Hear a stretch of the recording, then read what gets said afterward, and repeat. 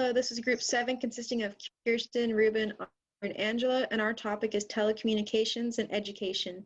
Next slide, please. Our presentation will be addressing these three questions. What are some innovations that make telecommunications possible? What are the benefits of telecommunications in education? And will telecommunications limit in-person education? Let's begin to talk about the innovation in telecommunications. Next slide. The innovations that make telecommunications possible are the equipment, fast internet, and software. Next slide, please.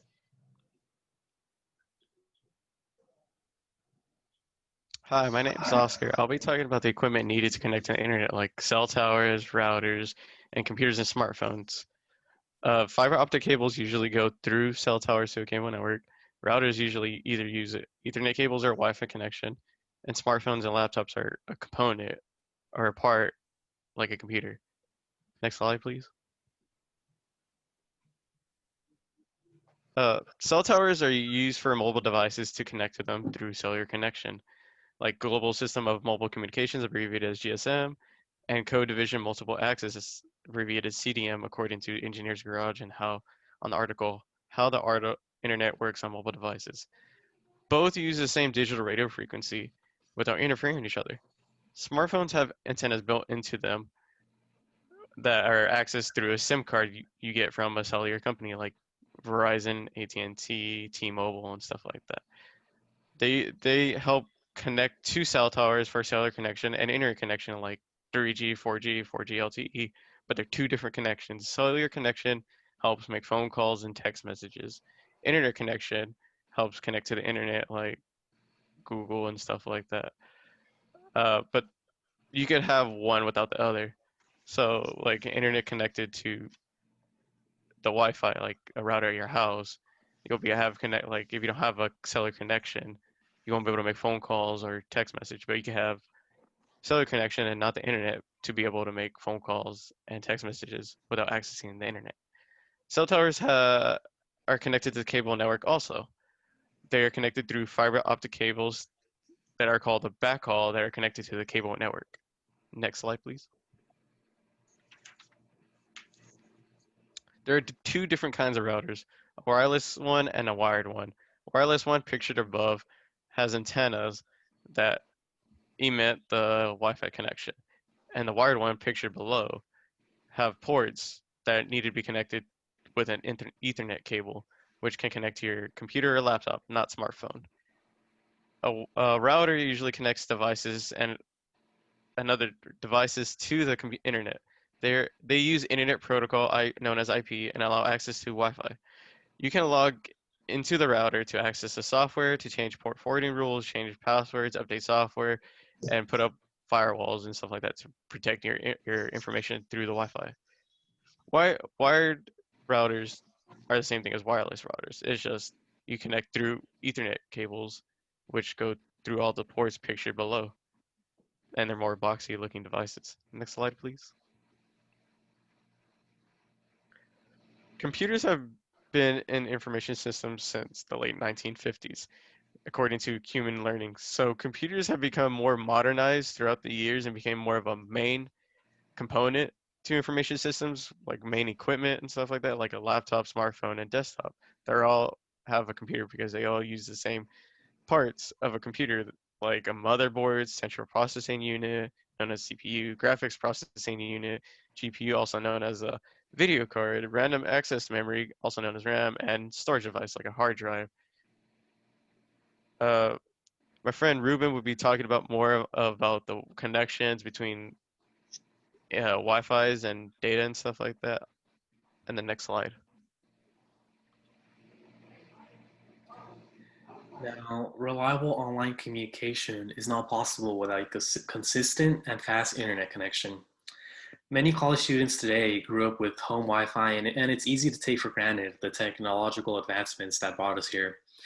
I'm going to talk about how household internet has evolved over the years and also how the speeds affect online education. I'd like to get started with a dial-up connection. It uses a standard phone line and analog modem to get access to the internet, and the transfer speeds can be up to 56 kilobits per second. A dial-up connection is the least expensive way to access the internet, but it's also the slowest.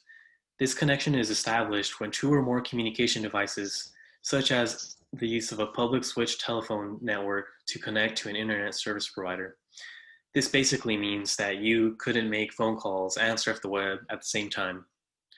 Many remote areas depend on internet dial-up connections because alternatives are rare in areas with low population numbers. An example of this would be farmers who live away from big cities. They have very little to no options, unfortunately. The next step up from this would be DSL, or digital subscriber line. Users get a high-speed bandwidth connection from a phone wall jack on an existing telephone network.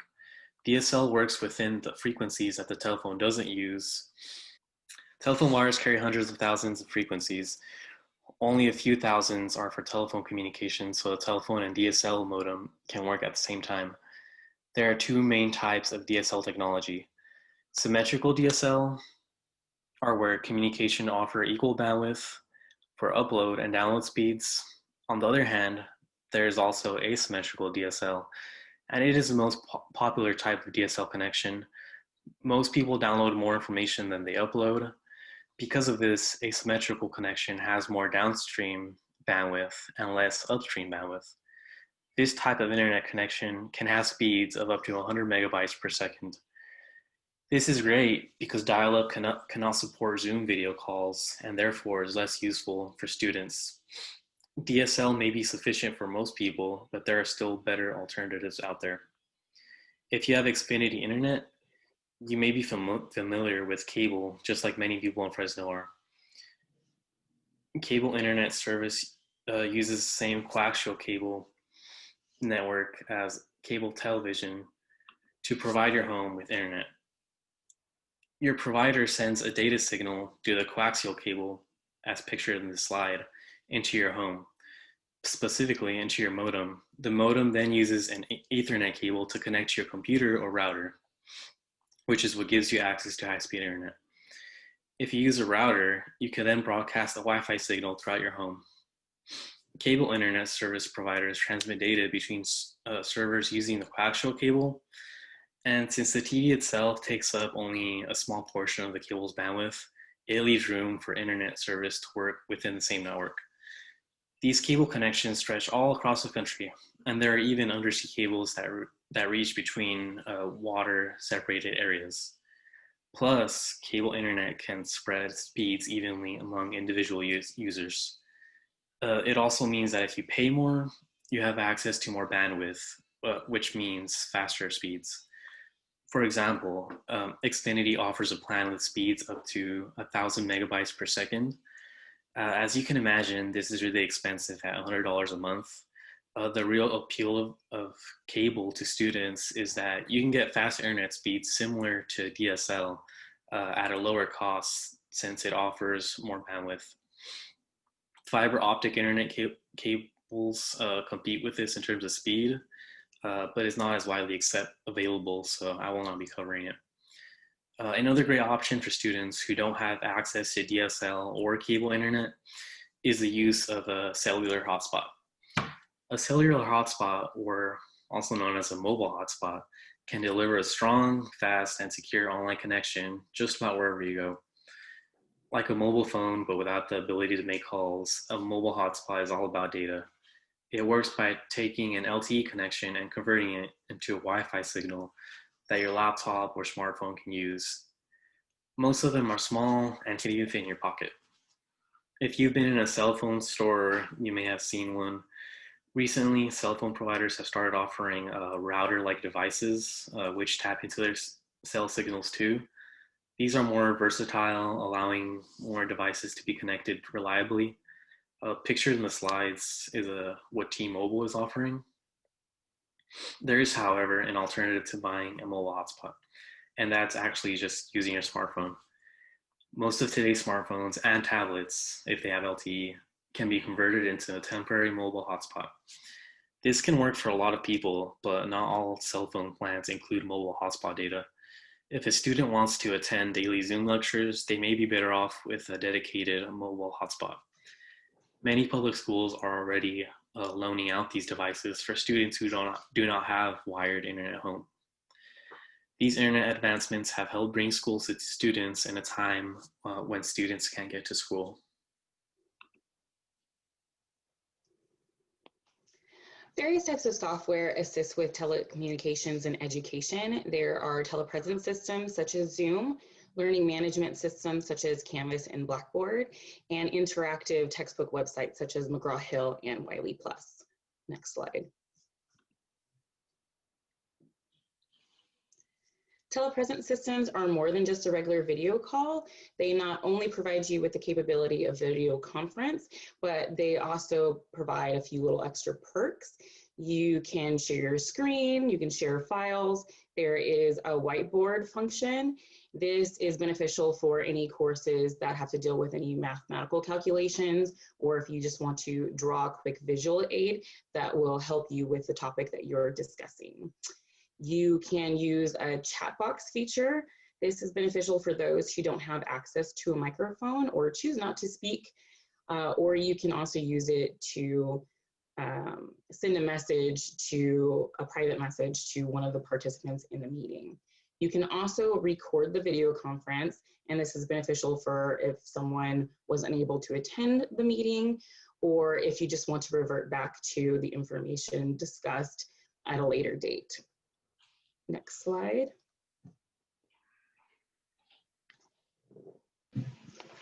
Learning management systems provide a central dashboard to access all of your courses.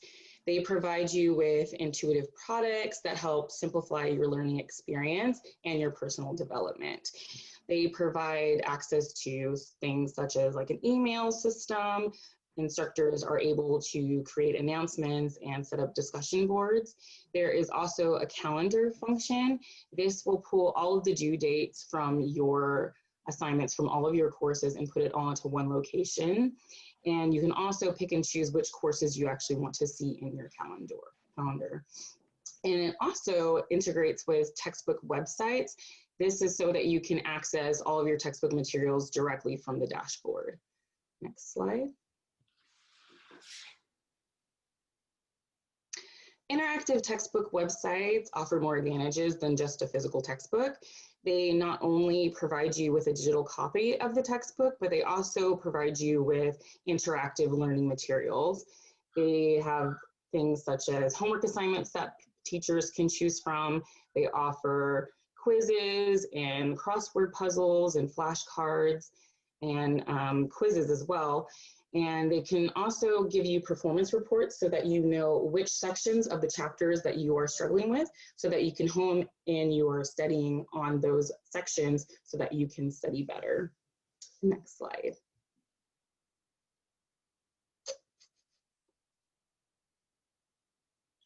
In answering our second question, some of the benefits of telecommunications are prevalent access. You can access from many different applications and resources wherever you are. Collaborating becomes easier. Everyone can meet and collaborate according to their own schedule. And flexibility in the time and way you learn is maximized. Next slide. Prevalent access has been managed by widespread Wi-Fi availability and the introduction of web-based software. Next slide. With this fast-paced, ever-changing world, Wi-Fi availability is a must. Businesses have taken notice of this, so you can pretty much access Wi-Fi anywhere that you go, places such as restaurants, grocery stores, hospitals, and even gyms. Next slide. With web-based software, you can take your software anywhere that you go. This is completely different from the days where the software that you used on your school computers stayed on those physical computers. Now with just a username and a password and of course internet connection, you are able to access the software anywhere that you go as well as on any device. Next slide.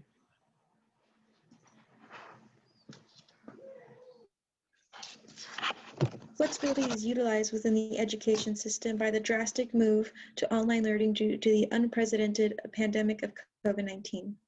Instructors have created flexibility through their use of asynchronous lectures that let students listen to the lectures on their own time, supported by Moore in her article. Asynchronous lectures provide flexibility of not having to attend the unnecessary meetings unless the material is important enough to go through in person. Professors have also provided virtual office hours with an array of vehicles of communication such as Zoom meetings, emails, and phone calls. This provides a faster response time and allows students to go more into depth into material without the interruption of classmates and time constraints, also supported in Moore's article. Emailing, phone calls, and Zoom calls are all different technologies that use video, voice, and text to reach instructors without holding in-person meetings. This ties into allowing students to use their class time on their own, as well as not having to sit through lectures and waste time that could be better used as in-text reminders. With these unforeseen events, teachers have become more accommodating when assigning their assignments by adjusting their deadlines to the well-being of the class. For example, my professor was able to move a deadline from the beginning of class to the end of the day due to the uncertainty of the class's understanding of the material. Next slide, please.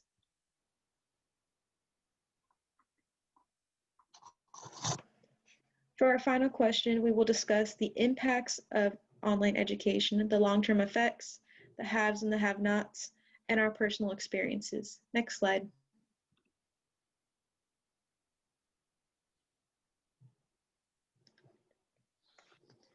With our current situation, getting students to attend class or be present the whole duration has been a struggle. Data was collected for research to correlate the number of days missed and the effect of learning.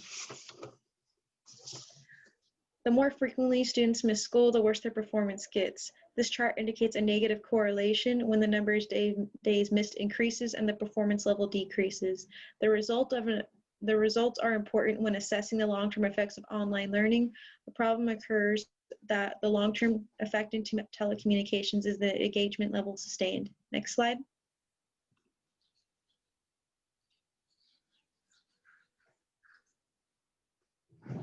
There's also the issue of boundaries and school-related and non-school-related activities of not being monitored. A survey composed of 15-year-olds are being asked their device frequency and use of multiple activities outside of school. The result depicted that 15-year-olds spend more than half their time using their devices for social media and web surfing rather than completing their assignments. In the long-term effect, the effectiveness of online teaching will decrease by not being able to limit the access of non-prohibited device activities during distance learning. Next slide, please. According to the National Telecommunications and Information Administration, about 14% of children do not have internet access at home. That's approximately 7 million kids that don't have internet access to access online school or access online work. For limited supplies, there was a shortage recently on on laptops and computers for people to access like online stuff, get computers for work or school. School districts have different budgets to supply kids like Chromebooks, hotspots, and etc. Like personal experience for me back in 2018, beginning 2018, mid 2018 area, I did a high school project where we went to 2 different schools. The main topic was to not get kids to join gangs and stuff like that. But I saw a difference too in like budgets because one school had more of a laptops, more of organized education, Chromebooks and stuff to help them out get a better education. We went to the other school, which only had Chromebooks and more of a students weren't paying attention. There's one kid already in the gang. They didn't have tablets. They only had Chromebooks. They didn't have more of interaction. It was more of a plain classroom more than the other one where it had like posters and stuff of more interaction with the kids and etc. Like more posters, more graphs and tables. Next slide, please. Now, my personal experience, I live in a low-income small town, and internet access is very limited, to say the least. And the local middle school offered to loan out Wi-Fi hotspots, as I mentioned earlier, and they have proved to be very useful for students who beforehand did not have access to the internet.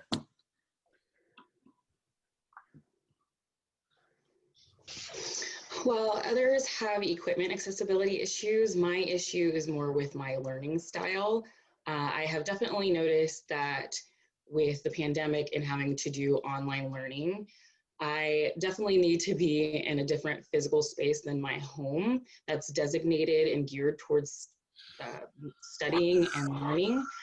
I am easily distracted. So being home a lot and seeing all the different things that need to be done while I need to be studying really hinders my focus. So for me, as I'm sure many others are really struggling with being able to stay focused and pay attention on our own without being in a different environment where we're kind of forced to pay attention and to really thoroughly learn. Next slide. For my personal experience, I live in a middle-class income family where each of my siblings and my parents were able to transition to online school with ease. Unfortunately, many of my peers do not share the same luxury that I am fortunate enough that I was prepared for the jump in technology. Luckily, Fresno State has established relief funds and loaner tablets and laptops for those in need. But the switch to online learning requires more efforts among the students to teach themselves the material and then discuss in online lectures via Zoom or other collaborations. But the interaction among peers when participating in groups seems to fall in effectiveness. I am unsure if this will be a long-term solution due to the compromise users have to make when interacting with peers online, where in person it is easier to gauge nonverbal cues such as sensing tone, emotion, and body language. Next slide. My experience is I had the equipment to be able to switch to online with ease, but the environment around my home is more feels like it's supposed to be relaxing, not like I'm supposed to be really focused on like doing classes, doing schoolwork. I mean, home is to study and stuff like that, but being able to like focus on the classroom while you're at home, where you're supposed to be feeling like relaxed, take a breather from like experience outside, calm down and like take a breather really. Next slide.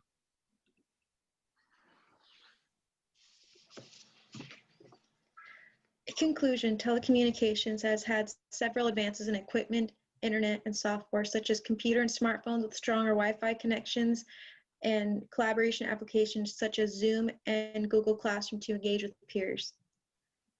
The benefits of telecommunication has brought flexibility in a way we learn with asynchronous lectures, as well as virtual office hours to collaborate with others and collaboration applications such as Canvas, Zoom, and Google Classroom to have users work all in the same assignment from different locations.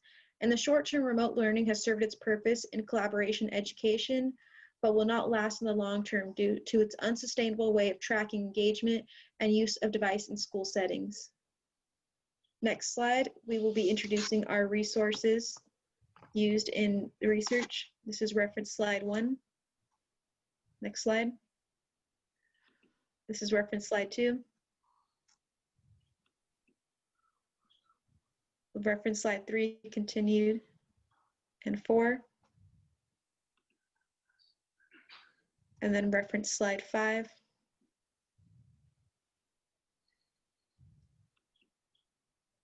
Our additional reference slide 6 and 7.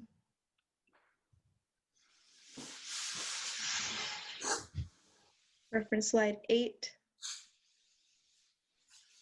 And thank you. This will be the end of our presentation. Thank you.